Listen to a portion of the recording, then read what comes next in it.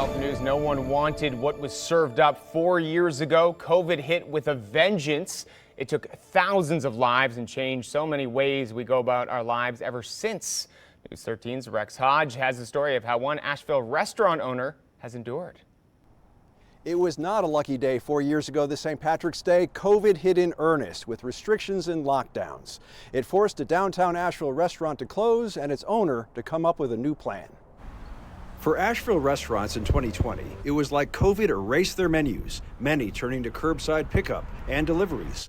Some, like the Ox Bar downtown, deciding to shut down.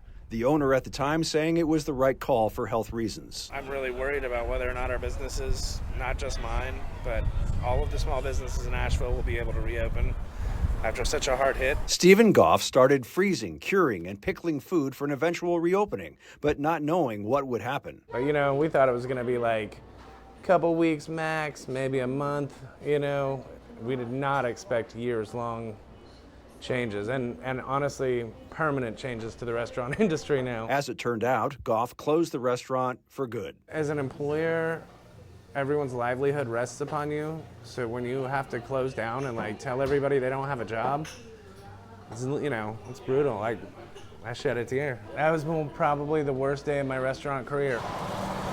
But for Goff, there's always a next course, eventually finding a spot for a new, different type of restaurant. Always loved West Asheville and Haywood Road. So it was really cool to get to be a part of the community over here. He's now running the Tasty Diner, not the upscale Ox Bar downtown, but something he says has durability come what may. You know, like with this, if something were to happen again, God forbid, I'm not saying it will or should, but you know, I have options. You know, when you're in the middle of downtown, you don't have as many options. He's once again enjoying the eclectic nature of Asheville's food scene. City, no matter how much tourism we have, we still retain our little bit of oddness. You know, like, oh yeah, we are still weird. One story of one restaurant owner rearranging the menu of his life and finding peace. Once I started working over here, a ton of people I knew were like, finally, you're finally where you belong. So Goff says 4 years later, everything seems to be back in full swing in Asheville. Reporting from Asheville, Rex Hodge, News 13.